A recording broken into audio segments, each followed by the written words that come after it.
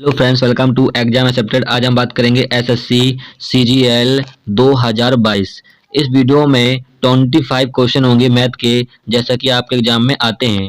ये आपका practice set 1 है और भी आपका प्रैक्टिस सेट कंटिन्यू लेके आऊंगा और आपको कंटिन्यू प्रैक्टिस करनी है, ठीक है। इस मॉक टेस्ट से आपको 100% ए और बी की आय का अनुपात 3:4 है तथा ए और बी के व्यय का अनुपात 2:3 है। ए और बी के प्रत्येक की बचत 4000 है तो बी की आय क्या है। आपको बी की आय ज्ञात करनी है। तो देखिए यहाँ पर क्या है कि ए और बी के आय का अनुपात कितना है, 3:4 है। ए और बी की आय का इनकम का अनुपात। तो देखिए फिर यहाँ पर क्या है कि व्यय का अनुपात कितना है, 2:3 इनका क्या है, व्यय। व्यय का मतलब होता है खर्चा का अनुपात। फिर यहाँ पर कह रहे हैं ए और बी की बचत जो है वो 4,000 रुपए की है। तो यहाँ पर देखिए ए की बचत कितनी है, 4,000 है, और यहाँ पर बी की बचत कितनी है, 4,000 है, जैसा कि क्वेश्चन में कहा है। तो यहाँ पर देखिए आय और व्यय का अंतर देखिए अनुपात का। तो यहाँ पर देखोगे बी का अंतर कितना, 1 का अंतर है आय और व्यय का। ऐसे यहाँ पर ए का देखोगे तो यहाँ भी अंतर कितना, 1 है। तो यहाँ पर देखिए एक प्रेजेंट करेगा किसको, 4,000 को, क्योंकि इनकी बचत कितनी है, 4,000 है। तो यहाँ से देखिए एक प्रेजेंट कर रहा है 4,000 को। अब आपसे क्या पूछा है, बी की आय। तो बी का आय का अनुपात कितना है, यहाँ पर 4 है अनुपात, तो 4 से हम गुणा कर देंगे। तो यहाँ पर कितना हो जाएगा, 16,000। 16,000 होगी इनकम बी की। किस वाले ऑप्शन में है, डी वाले ऑप्शन है, तो डी वाला ऑप्शन करेक्ट हो जाएगा। अगला क्वेश्चन देखते हैं। अगला क्वेश्चन यहाँ से ग्राफ से। तो देखिए यहाँ पर ग्राफ दिया गया है, क्वेश्चन आपको नीचे दिया है, इसके ऑप्शन नहीं है लेकिन आपको इसका आंसर करना है। तो क्वेश्चन क्या कह रहा है, क्वेश्चन कह रहा है वर्ष 2014 रिक्तियों की संख्या 2017 के रिक्तियों की संख्या से अधिक है। मतलब कितना अधिक है, देखिए आपको ऑप्शन में परसेंट में दिया गया था। तो 2014 में देखिए 2014 में कितना है, 60 है, ठीक है। ये किसका है, 2014 का है, ऊपर लिख देते हैं। फिर आपसे 2017 का पूछ रहे हैं, तो 2017 में कितना है, 30 है। तो 2017 में कितना है, 30 है। कितना अधिक है, तो यहाँ पर देखिए कितना अधिक है, 30 अधिक है। किस पर कह रहा है कि 2017 रिएक्टरों की संख्या से, तो 30 रखेंगे नीचे क्योंकि आपसे 2017 से पूछा है और 100 से मल्टीप्लाई कर देंगे, काट दोगे यहाँ पर तो 100% क्या होगा, अधिक होगा। यही आपके से ऑप्शन में दिया गया था। यदि आपसे संख्या पूछे तो कितनी होगी, यहाँ पर अंतर देख लेते हैं दोनों का, 30 आपका करेक्ट आंसर हो जाएगा। अगला क्वेश्चन देखते हैं। ए एक निश्चित कार्य को 20 दिनों में पूरा करता है और बी उसी कार्य को 16 दिनों में पूरा करता है।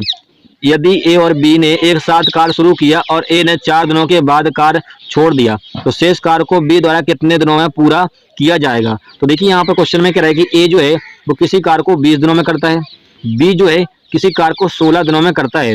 फिर यहाँ पर देखिए यदि हम यहाँ पर टोटल वर्क निकालोगे, ठीक है, और इफिशियंसी निकालोगे, मैं आपको शॉर्ट ट्रिक बताता हूँ, ठीक है। देखिए आप टोटल वर्क निकालते हो कैसे, 20 और 16 का लासा लोगे, मैं आपको शॉर्ट ट्रिक बताऊंगा। तो देखिए यहाँ पर 20 को और 16 को एक ही पार्टी से काटिए मन ही मन में। तो देखिए पंच को 20 और चच को 16। देखिए काम जो होता है वो इफिशियंसी का हमेशा उल्टा होता है। तो 4 इधर हो जाएगा आपका, 5 इधर हो जाएगा, ठीक है। अब हम निकालेंगे टोटल वर्क, काम कितना है। तो देखिए ए जो है वो 20 दिन में कर रहा है, ए का एफिशिएंसी कितना है, 4 है, तो 20 को 80। तो यहाँ पर निकल के आ गया टोटल वर्क, काम कितना है, 80 यूनिट निकल के आ गया। फिर यहाँ पर क्वेश्चन में कह रहा है कि ए और बी एक साथ कार्य शुरू करते हैं। तो ए प्लस बी एक साथ काम शुरू किया और ए ने 4 दिनों के बाद कार्य छोड़ दिया। तो यहाँ पर देखिए 4 दिनों तक तो इन्होंने दोनों ने संगे काम किया, यानी दोनों का एफिशिएंसी कितना है टोटल, 4 और 5 कितना हो गया, टोटल 9 यूनिट हो गया, ठीक है। कितने दिन तक काम किया दोनों ने, 4 दिन तक, तो 4 से गुणा कर देंगे। तो यहाँ पर हो जाएगा निचो को 36 यूनिट काम वो निपटा चुके थे 4 दिनों में। काम कितना था, 80 यूनिट। तो 80 में से हम 36 को घटा देंगे क्योंकि हमने 36 काम तो कर लिया। तो घटाओगे यहाँ पर 4 और यहाँ पर 44, यही तो बचेगा क्योंकि 44 काम अभी बचा है, 36 हो चुका था। अब हमारा जो काम है वो 44 रह गया अभी। फिर कह रहा है शेष काम को बी कितने दिनों में करेगा, ठीक है। तो यहाँ पर देखिए बी का पूछा है, तो बी का एफिशिएंसी कितना है, 5 यूनिट है। कितना है, 5 यूनिट, 5 से हम भाग कर देंगे 44 में। तो यहाँ पर हो जाएगा 8×45 बटे 4 बटे 5, ये हो जाएगा करेक्ट आंसर। 8 सही 4 बटे 5, क्योंकि भाग दीजिएगा 44 में 5 का, करेक्ट आंसर हो जाएगा। किस वाले ऑप्शन में है, पहले वाले ऑप्शन, पहला वाला ऑप्शन करेक्ट होगा। अगला क्वेश्चन देखते हैं। रतनपाल, सरमपाल और लगतपाल ने चुनाव लड़ा, डाले गए सभी वोट वैध हैं। सरमपाल को कुल वोटों का 45% वोट मिले। रतन पाल को प्रत्येक 45 वोटों पर 18 वोट मिले। विजेता को सबसे कम वोट प्राप्त करने वाले व्यक्ति से 5,574 वोट अधिक मिले। डाले गए वोटों की कुल संख्या को ज्ञात करनी है। तो देखिए क्वेश्चन में यहाँ पर कह रहा है कि सर्वपाल को कुल वोटों का 45% प्राप्त हुआ है। तो सर्वपाल को मान लेते हैं शॉर्टकट में एस मान लेते हैं। ठीक है, मान लेते हैं एस मान लेते हैं, जिन्हें कितना 45% प्राप्त हुआ है, कितने में से 100% में। तो यहाँ पर देखिए हमने माना वोटों की संख्या बराबर n मान लेते हैं। क्या मान लेते हैं? n हमने यहाँ पर मान लिया। तो यहाँ पर देखिए कितने वोट मिले? 45n यानी 45 वोट मिले। ठीक है, तो यहाँ पर काटोगे, थोड़ा सा हल्का कीजिए, 5 से काटोगे तो पनम 45, 9n यानी 9 वोट बटे 20 यानी 20 वोटों में से कितने वोट मिले? 9 वोट मिले हैं सर्वपाल को। ऐसे यहाँ पर कह रहे रतन लाल को प्रत्येक 45 वोटों पर 18 वोट मिले। तो रतन लाल को मान लेते हैं शॉर्टकट में आर। ठीक है, जिन्हें क्या मिले? 45 वोटों में से कितने वोट मिले?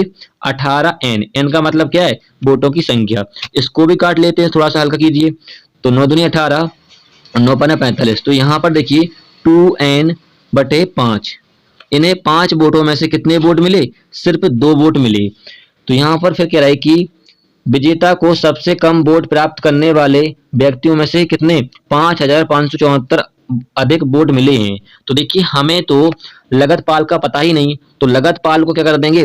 वोट की संख्या कितनी है? n है।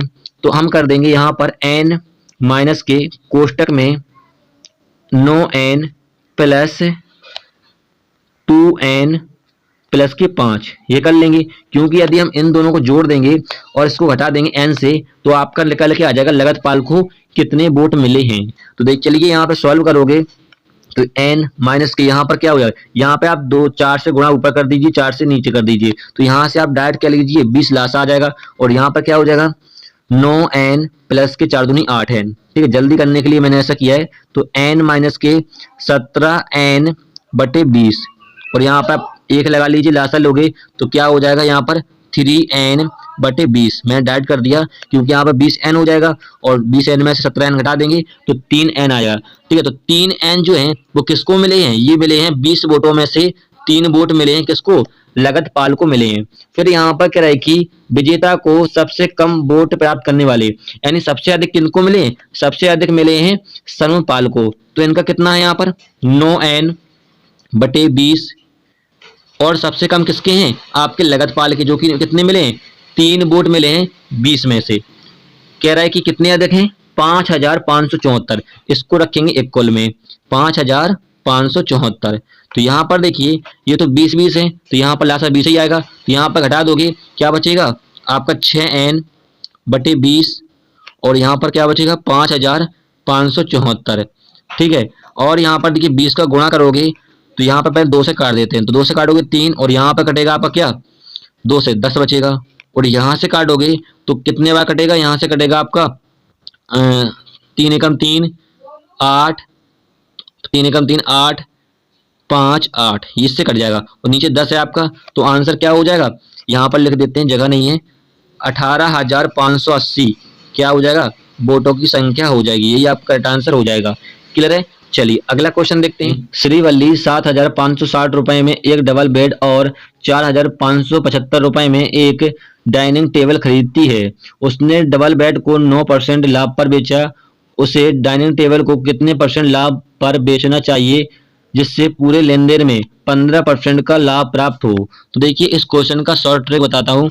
देखिए यहाँ पर आपको एक फॉर्मूला ध्यान रखना है, जिसे बोलते हैं रामबाण फॉर्मूला।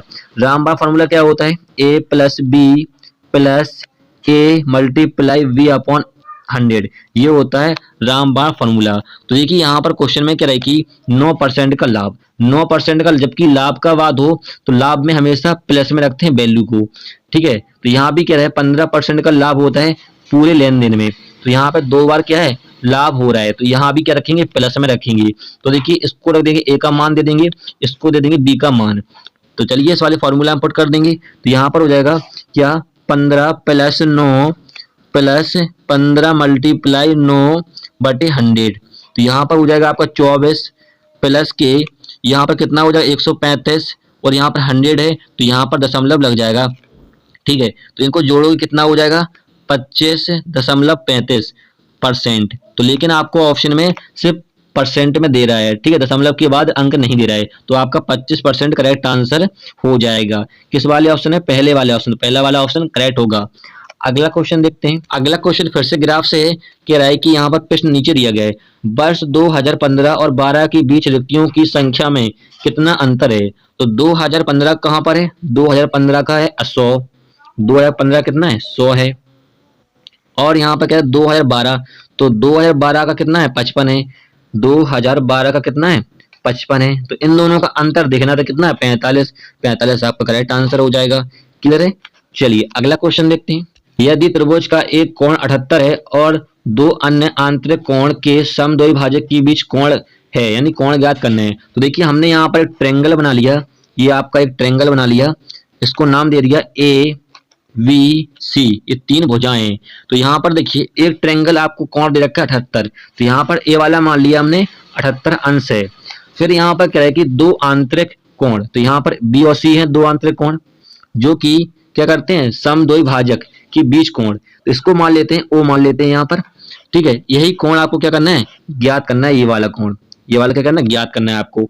तो देखिए यहाँ पर यदि हम बात करें ट्रायंगल बड़े वाले की, तो यहाँ पर हो जाएगा ट्रायंगल, सॉरी बीच में ये बड़ा बना हुआ है ये वाला, तो क्या हो जाएगा बी ओ सी ट्रायंगल बराबर क्या हो जाएगा 90, क्योंकि ये क्या हो जाएगा ये पूरा 80 का होता है ट्रायंगल, और ये बीच वाला कितना हो जाएगा आधा हो जाएगा 90 हो जाएगा, प्लस और यहाँ पर हो जाएगा बड़ा बड़ा ट्रायंगल बी ए सी अपॉन 2 हो जाएगा। क्लियर है? तो यहाँ पर देखिए 90 है और इसका मान आपको दिया है ट्रायंगल का कितना 78 दिया है, 78/2। तो यहाँ पर आपका ट्रायंगल बी ओ सी यानी आपका ये वाला कोण निकल के आ जाएगा। तो चलिए यहाँ से काटोगे तो ये कटेगा आपका 2 नम 18 2 4 39 से जोड़ दो कितना हो जाएगा, तो ट्रायंगल बी ओ सी कितना हो जाएगा 129। 129 ट्रायंगल किस वाले ऑप्शन में है आपके डी वाले ऑप्शन में, तो डी वाला ऑप्शन करेक्ट हो जाएगा। यहाँ पर जो होगा वो 129 अंश का होगा। क्लियर है? चलिए अगला क्वेश्चन देखते हैं। अगला क्वेश्चन फिर से ग्राफ से है, यहाँ पर कह रहा है कि इनमें से किस वर्ष में रिक्तियों की संख्या पिछले वर्ष की तुलना में कम है। ठीक है, तो यहाँ पर देखिए कम देखना है किसकी तुलना में, तो यहाँ पर देख पाओगे यहाँ पर 5 है और यहाँ पर कितना है 55 है, तो यह इनका अंतर कितना है सिर्फ 50 का अंतर है। ठीक, सबसे कम देखना है, और यहाँ पर अंतर देखो कितना है 0 30 का अंतर है, और यहाँ पर अंतर देखो कितना है 40 का है, और यहाँ पर तो अंतर देखो कितना है 25 का है। तो हमें देखना है पिछले वर्ष की तुलना में किस वर्ष सबसे कम है, तो यहाँ पर देखिए सबसे कम हो रहा है क्योंकि यहाँ पर 25 है और यहाँ पर 40 और यहाँ पर 30 है और यहाँ पर 50, सबसे कम कहाँ पर है यहाँ पर, यानी 2016 आपका करेक्ट आंसर हो जाएगा क्योंकि इसमें ही क्या सबसे कम है।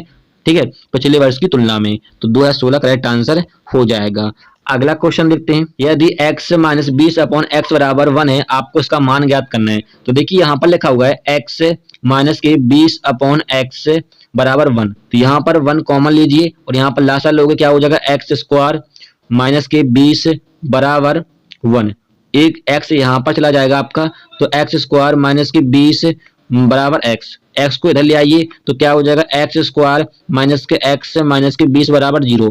अब इसके कीजिए गुणनखंड, गुणनखंड करोगे कैसे करेंगे, पंचों को 20 हो जाएगा 5x प्लस के 4x और माइनस के 20 बराबर 0। तो यहाँ पर x कॉमन लोगे तो क्या हो जाएगा x माइनस के 5, और यहाँ पर देखिए 4 कॉमन लोगे तो क्या हो जाएगा x माइनस के 5 बराबर 0।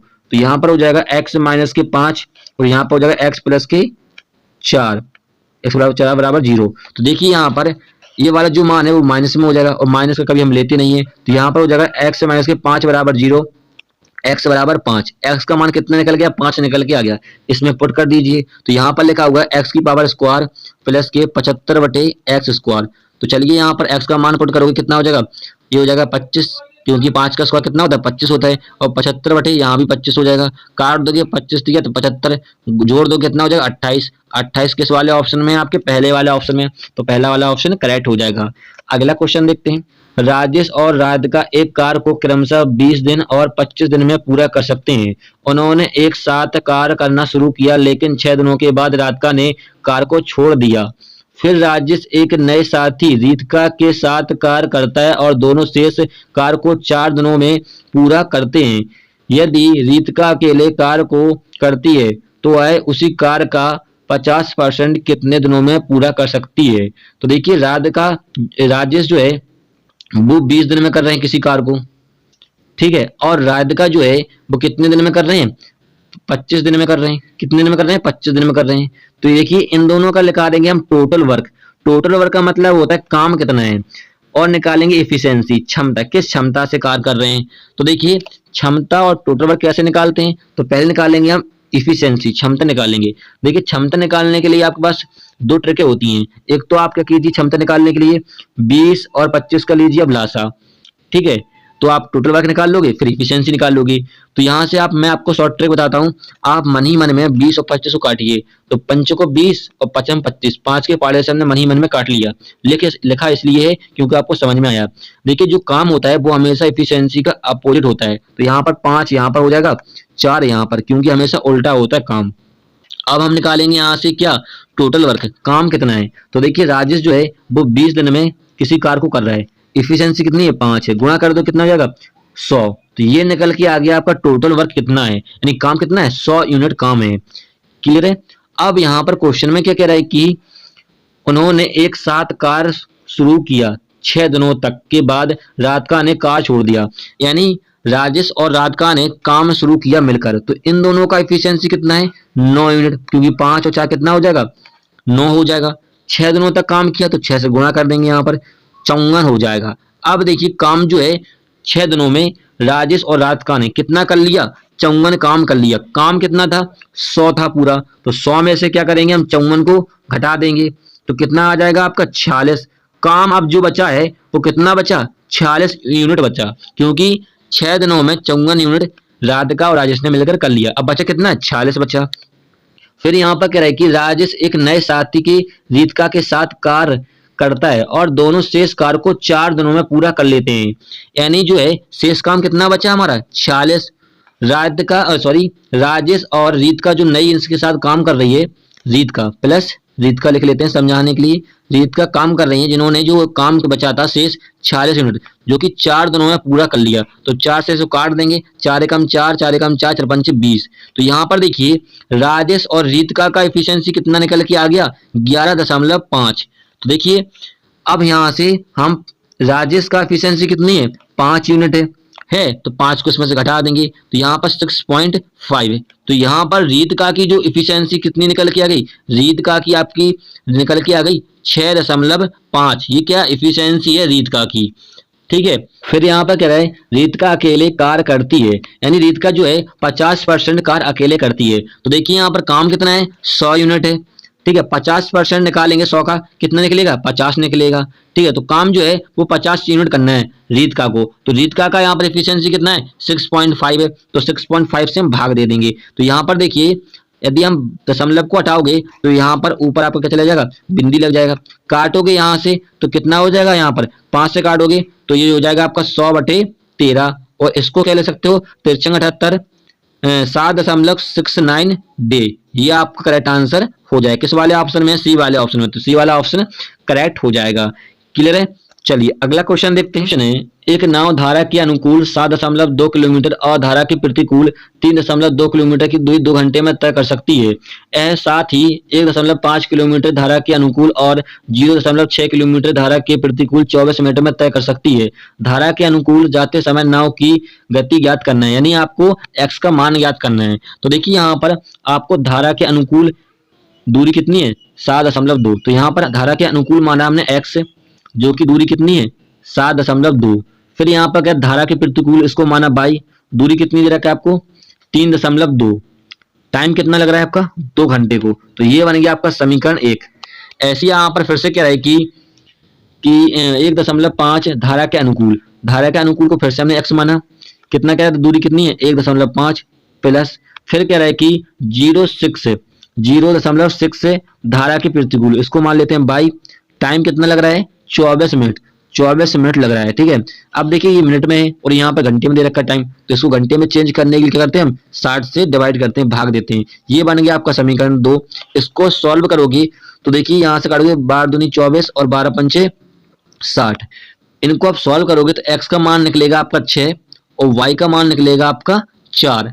देखिए y का मतलब यहाँ पर है धारा की गति और यहाँ पर x का मतलब है नाव की गति, और नाव की गति पूछा था तो आपका 6 करेक्ट आंसर हो जाएगा। किस वाले ऑप्शन है? पहले वाले ऑप्शन में। देखिए यहाँ पर व्हाइट बोर्ड जो है वो छोटा सा है, बन नहीं रहा, तो आपको सॉल्व कर लीजिएगा इसका। क्लियर है? चलिए अगला क्वेश्चन देखते हैं। यदि x माइनस 1/x बराबर 5 है और आपको इसका मान ज्ञात करना है, तो देखिए यहाँ पर दे रखा है आपको क्या, x माइनस 1/x बराबर 5 दे रखा है। आपको ज्ञात क्या करना है, x की पावर q माइनस के 1/x की पावर q प्लस के 5 बटे x माइनस 1/x, इसका आपको मान ज्ञात करना है। ठीक है, तो चलिए यहाँ पर क्या करते हैं, दोनों ओर q कर देते हैं, यहाँ भी q कर देते हैं, यहाँ भी q कर देंगे और दोनों ओर q कर देंगे, यहाँ भी q हो जाएगा और यहाँ भी q हो जाएगा। इसको ओपन करोगे क्या हो जाएगा, ये हो जाएगा यहाँ पर x की पावर q माइनस के 1/x की पावर q माइनस के 3 मल्टीप्लाई x 1/x बराबर कितना हो जाएगा, 125 हो जाएगा। और यहाँ पर देखिए 5 से गुणा और कर देंगे क्योंकि इसका मान आपको दे रखा है 5। क्यों किया यहाँ पर, हमने डायरेक्ट प्लॉट कर दिया। फॉर्मूला में क्या होता है यहाँ पर x माइनस 1/x और लिखते, लेकिन उसके स्थान पे हमने क्या कर दिया, डायरेक्ट 5 लिख दिया। ठीक है, तो चलिए यहाँ पर क्या हो जाएगा, ये x कट जाएगा, तो यहाँ पर क्या हो जाएगा, x की पावर q माइनस के 1/x की पावर q माइनस के 15 बराबर कितना हो जाएगा, यहाँ पर 125। 15 उधर चला जाएगा, जोड़ जाएंगे तो x की पावर q माइनस के 1/x की पावर q बराबर कितना हो जाएगा, यहाँ पर 0 4 140। अब हमें इसका मान पता है और यहाँ पर x माइनस 1/x का मान पता है 5 है, बस यहाँ पुट कर दीजिए। तो इसका मान हमने निकाला है कितना, 140 प्लस के 5 बटे इसका मान कितना है 5 है, तो यहाँ पर हो जाएगा 145 बटे 5। तो यहाँ पर कटेगा आपका 5 दूनी 10 और 45, तो 29 आपका करेक्ट आंसर हो जाएगा। किस वाले ऑप्शन में, डी वाले ऑप्शन में, तो डी वाला ऑप्शन करेक्ट होगा। अगला क्वेश्चन देखते हैं। दीपक ने अपनी 2 साइकिल प्रत्येक को 9,044 रुपए में बेचा। एक पर उसे 19% का लाभ हुआ और दूसरे पर उसे 11% की हानि हुई। उसका कुल लाभ या हानि प्रतिशत में दशमलव तक ज्ञात करना है आपको। तो देखिए यहाँ पर कह रहा है कि एक पर उसे कितना 19% का लाभ होगा। तो देखिए हम यहाँ पर मानते हैं क्रय मूल्य 100 है। ठीक है, क्रय मूल्य आपका 100 है, तो 100 से बढ़ जाएंगे क्योंकि यहाँ पर लाभ हो रहा है 19% का, तो कितना हो जाएगा 119 हो जाएगा। ये क्या आपका सेलिंग प्राइस है। आपको क्वेश्चन में सेलिंग प्राइस दे रखा है कितना 9,044, तो 119 प्रेजेंट करेगा 9,044 को, काट दोगे यहाँ से तो ये कटेगा कितने बार, 0 यहाँ पर 9 चौको 36 54 6 7 76 से कट जाएगा। तो देखिए यहाँ पर गुणा कर दोगे तो आपका कॉस्ट प्राइस निकल के आ जाएगा कितना 7600 निकल के आ जाएगा। फिर यहाँ पर किराए की 11% की हानि हुई उसे दूसरी वस्तु पर। तो देखिए फिर से हमने किराए मूल्य यहाँ पर 100 माना, किराए मूल्य कितना माना 100 माना। अब यहाँ पर 11% की हानि हुई तो 11 घट जाएंगे, हानि होती है घट जाते हैं, 11 कितना बचेगा आपका 89 जो है आपका सेलिंग प्राइस है। ठीक है, तो अब यहाँ पर देखिए हमारा 89 प्रेजेंट करेगा सेलिंग प्राइस 9,044 को, काट दोगे यहाँ से कटेगा नहीं आपका, तो यहाँ पर देखिए गुणा कर दीजिए तो सीपी बराबर क्या हो जाएगा यहाँ पर 9,044 और यहाँ पर मल्टीप्लाई कर देंगे, 2 बार 0 लग जाएंगे और यहाँ पर 89। अब यहाँ पर कट सकता है ये, तो काटोगे यहाँ पर 8 एकम 8 0 8 एकम 8 मतलब 89 और यहाँ पर 5 6, तो ये निकल के आ गया आपका दूसरी वस्तु का भी क्रय मूल्य। अब इन दोनों क्रय मूल्य को जोड़ देंगे तो आपका टोटल क्रय मूल्य निकल के आ जाएगा। चलिए जोड़ लेते हैं, 6 5 7 और यहाँ पर कितना है 17, तो 17,756 क्या निकला आपका टोटल कॉस्ट प्राइस निकला। अब यहाँ पर क्या रहे कि प्रत्येक 2 वस्तु का है, प्रत्येक को बेचा जाता है 9,044 में, तो आपका टोटल सेलिंग प्राइस कितना हो जाएगा 9,044 में हम 2 का गुणा कर देंगे तो 888018, ये आपका निकल के आ जाएगा टोटल सेलिंग प्राइस यानी विक्रय मूल्य। अब हमें टोटल कॉस्ट प्राइस और यहाँ पर सेलिंग प्राइस पता है, इन दोनों का अंतर देखिए तो 332। गणना किस पे करते हैं हम, हमेशा सीपी पे करते हैं, तो नीचे रखेंगे 17,756 को और 100 से मल्टीप्लाई कर देंगे। काटोगे यहाँ से तो देखिए यहाँ पर काटोगे तो आपका दशमलव में आएगा 1.8%, करेक्ट आंसर हो जाएगा। किस वाले ऑप्शन में आपका सी वाले ऑप्शन है, तो सी वाला ऑप्शन करेक्ट हो जाएगा। अगला क्वेश्चन देखते हैं। अगला क्वेश्चन यहाँ पर कह रहा है कि ट्रायंगल पी क्यू आर में एस और टी भुजा पी क्यू और आर पी आर पर बिंदु इस प्रकार हैं कि ट्रायंगल पी एस टी बराबर ट्रायंगल क्यू है। यदि पी एस बराबर 6 सेंटीमीटर है और एस क्यू बराबर 11 सेंटीमीटर है और क्यू आर बराबर 15 सेंटीमीटर, एस टी किसके बराबर आपको मान ज्ञात करना है। तो देखिए यहाँ पर ट्रायंगल बना लेते हैं, जो कि ये बन गया आपका ट्रायंगल। ठीक है, कौन सा ट्रायंगल है? पी क्यू आर, ये भुजा दे रखी है। फिर यहाँ पर कह एस टी एक भुजा है, तो एस टी हमने यहाँ पर एक भुजा डाल दी बीच में, पी क्यू और पी आर पे कहा गया है इसमें, जैसे कि हमने यहाँ पर एक भुजा डाल दी। फिर यहाँ पर कह रहा है कि ट्रायंगल जो है P S T triangle Q के बराबर है। तो देखिए पी एस टी जो है ट्रायंगल ये वाला इसके बराबर है। यदि पी एस बराबर 6 है, पी एस बराबर क्या है? 6 है, और एस क्यू बराबर कितना है? 11 सेंटीमीटर है, और यहाँ पर क्यू आर बराबर कितना है? 15 सेंटीमीटर है। तो यहाँ पर देखिए ट्रायंगल, यहाँ पर दो ट्रायंगल है, तो देखिए बड़ा ट्रायंगल बराबर क्या हो जाएगा? ट्रायंगल पी क्यू आर सर्वांशंग है किसके? ट्रायंगल पी एस टी के, हैं कि नहीं? आप देख पा रहे होंगे सर्वांशंग है। तो देखिए यहाँ पर क्या हो जाएगा? P S upon P Q, क्योंकि छोटा ट्रायंगल अपॉन बड़ा ट्रायंगल, बराबर क्या हो जाएगा? S T upon Q R, क्या हो जाएगा? क्यू आर हो जाएगा। यहाँ पर देखिए पी एस का मान हमें पता है कितना है? 6 है, और पी क्यू का मान कितना है? तो देखिए यहाँ पर एस क्यू का मान कितना है? यहाँ पर 11 है, तो यहाँ पी क्यू का मान ज्ञात करना है, तो टोटल कितना हो जाएगा? 11 और 6 कितना? 17 हो जाएगा। तो यहाँ पर रखेंगे हम 17, बराबर एस टी का मान हमें निकालना है, और क्यू आर का मान कितना है? 15 है। यहाँ पर गुणा कर दोगे तो एस टी बराबर क्या हो जाएगा? 15 छक्का 90 बटे 17, सॉरी 15 छक्का 90 और 60 लिख दिया हमें। अब यहाँ पर भाग दोगे 90 में 17 का, तो कितने आ जाएगा? 17 पना 85, 5.30 सेंटीमीटर। तो किस वाले ऑप्शन में? आपके पहले वाले ऑप्शन, तो पहला वाला ऑप्शन करेक्ट हो जाएगा। क्लियर है? चलिए अगला क्वेश्चन देखते हैं। अभिमन्यु ने एक रेफ्रिजरेटर को अंकित मूल्य पर 25% की छूट देकर 3,675 रुपए में बेचा। यदि उसने कोई छूट न दी होती तो 40% का लाभ होता। तो वस्तु का क्रय मूल्य आपको ज्ञात करना है, कितना होगा। तो देखिए यहाँ पर क्वेश्चन में कह रहा है कि 25% की छूट अंकित मूल्य पर, तो हमने माना MRP कितना है? 100 है। ठीक है, जब यहाँ पर छूट की बात हो तो 100 से घट जाएंगे 25, क्या बचेगा आपका? 75 बचेगा, और 75 जो है आपका क्या है? सेलिंग प्राइस है।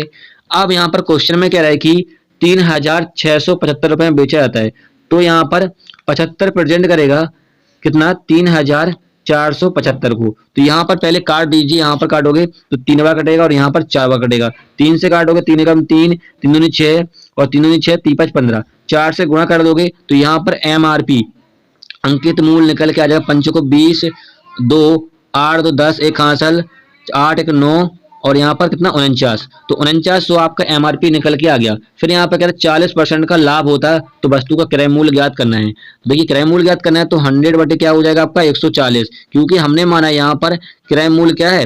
100 है। लाभ होता है, मैंने आपको बताया कि हम 40 से बढ़ जाते हैं 100 से, तो यहाँ पर 40 बढ़ गए। चलिए इसको काटोगे तो 0 से 0 कट जाएगा, 7 से काटोगे 7 9 49 और 7 दूनी 14, फिर काटोगे तो 35 बार कट जाएगा, तो 3500 आपका क्या हो जाएगा? क्रय मूल्य, कॉस्ट प्राइस हो जाएगा। क्लियर है? किस वाले ऑप्शन में है? सी वाले ऑप्शन, तो सी वाला ऑप्शन करेक्ट हो जाएगा। अगला क्वेश्चन देखते हैं। यदि x माइनस वाई बराबर 7 है, आपको ये दे रखा है, आपको इसका मान ज्ञात करना है। तो देखिए इस समीकरण में सबसे हाईएस्ट पावर क्या है? q है। तो यहाँ पर x माइनस वाई बराबर 7 दे रखा है, इस पे दोनों ओर क्या कर देंगे? हम q कर देंगे दोनों ओर, क्योंकि यहाँ पर हाईएस्ट पावर कितना है? q है। तो चलिए इसको सॉल्व कर लोगे, तो यहाँ पर सॉल्व करोगे तो क्या हो जाएगा? एक्स क्यू माइनस के वाई क्यू माइनस के 3x वाई, और कोष्टक में हो जाएगा x माइनस वाई बराबर 7 का क्यू कितना होता है? 343 होता है। अब यहाँ पर x और y का हमें मान दे रखा है कितना? 7 दे रखा है। तो चलिए यहाँ पर हम पुट करते हैं, तो यहाँ पर हो जाएगा एक्स क्यू माइनस की वाई क्यू 7 या 21, डाइट कर दिया हमने यहाँ पर x और y बराबर 343। अब यहाँ पर x और y का मान हम यहाँ से फाइंड करेंगे, जो कि यहाँ पर दूसरा समीकरण दे रखा है। तो यहाँ पर हो जाएगा 1/x माइनस के 1/y बराबर दे रखा है कितना? 7/25 दे रखा है। तो यहाँ पर हो जाएगा एक्स वाई वाई माइनस के x बराबर 7/25। अब यहाँ पर देखिए ये जो है आपका उल्टा लिखा हुआ है, तो यहाँ पर माइनस बाहर आ जाएगा, और इसका मान कितना दे रखा है हमें? x और y का 7 दे रखा है। तो यहाँ पर हो जाएगा आपका माइनस का 7 बटे एक्स वाई बराबर 7/25, और यहाँ से 7 से 7 कट जाएगा, यहाँ पर माइनस से गुणा हो जाएगा, तो एक्स वाई बराबर क्या हो जाएगा, -25 हो जाएगा। ठीक है, और यहाँ पर यदि होल स्क्वायर कर दोगे दोनों ओर, तो यहाँ पर क्या हो जाएगा, X square Y square square कर दिया दोनों ओर हमने, यहाँ पर हो जाएगा 625 हो जाएगा। क्लियर है, इसका भी मान हमें ज्ञात करना है क्योंकि यहाँ पर लिखा हुआ है ना। तो चलिए यहाँ पर एक्स वाई का मान हमें पुट करना है ओनली, तो यहाँ पर पुट करोगे तो एक्स क्यू माइनस के वाई क्यू, तो गुणा करोगे यदि कितना है, माइनस का 25 है तो प्लस का हो जाएगा, कितना हो जाएगा, 25 2 50 और 2 52, तो कितना हो जाएगा, 525 हो जाएगा, बराबर कितना है, 343। घटा दीजिए इनमें से, तो एक्स क्यू माइनस के वाई क्यू, क्योंकि ये बाता चला जाएगा आपका, घट जाएगा, तो कितना हो जाएगा, हम डायरेक्ट पुट कर देते हैं यहाँ पर 2 और यहाँ पर 8 और 1, 182 हमारा इसका मान निकल के आ गया, वो भी किसमें, माइनस में निकलेगा, क्योंकि यहाँ पर माइनस में हो जाएगा। तो चलिए यहाँ पर हमें मान पुट करना है इसका, तो यहाँ पर इसका मान कितना निकला हमारा, 182 माइनस का, और इसका मान कितना निकला प्लस में 625। ठीक है, आप घटा दोगे इनमें से कितना निकलेगा, 443। यही आपका करेक्ट आंसर हो जाएगा, किस वाले ऑप्शन में, डी वाले ऑप्शन में, तो डी वाला ऑप्शन करेक्ट हो जाएगा।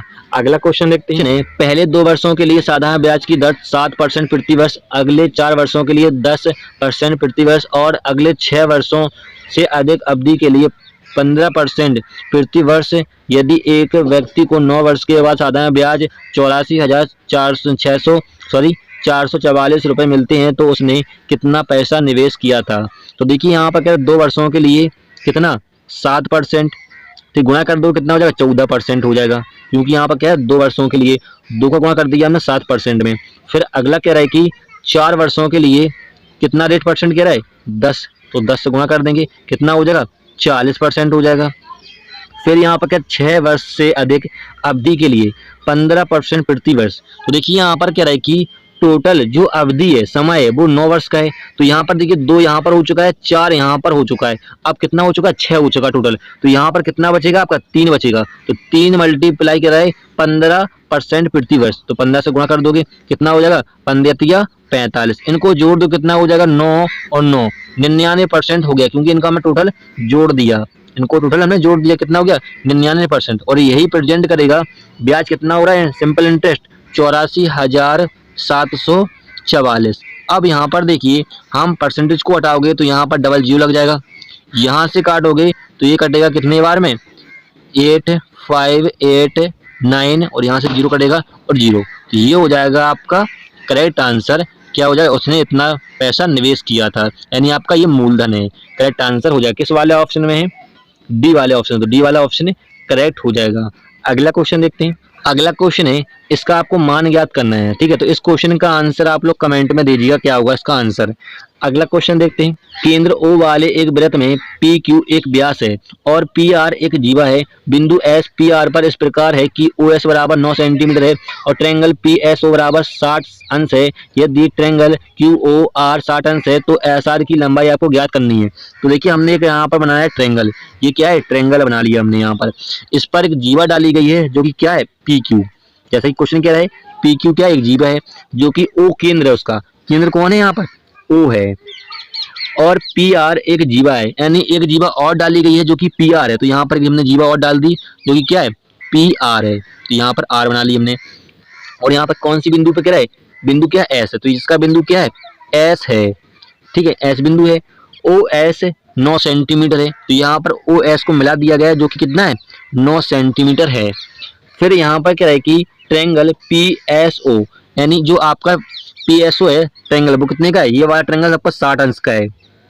ठीक है, फिर यहाँ पर कह रहा है यदि ट्रायंगल QOR 60 अंश है, यानी ये वाला ट्रायंगल जो है Q और R इससे कितना 60 अंश है।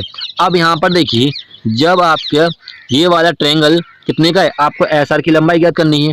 ये वाला ट्रायंगल आपका 60 अंश का है, तो ये वाला ट्रायंगल कितने का होगा, 60 अंश का होगा। एक ट्रायंगल जो होता है वो आपका 180 अंश का होता है। जब दो ट्रायंगल आपके 60-60 के हो गए तो ये भी कितना होगा, 60 अंश का होगा। ठीक है, तो फिर आपका ये भी ट्रायंगल 60 अंश का होगा इस हिसाब से।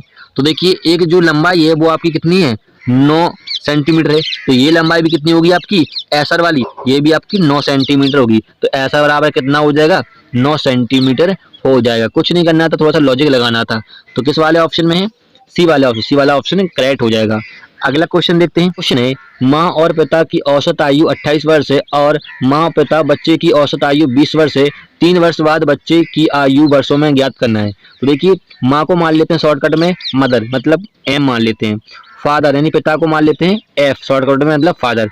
की जो औसत आयु है वो कितनी है, 28 है। तो यहाँ पर दो लोग हैं, औसत में दे रखा है तो यहाँ से 2 से गुणा कर दोगे, तो यहाँ पर मदर और फादर की जो आयु निकलेगी वो 56 निकल के आ गई। पहले औसत में था, अब ये आयु में आ गई।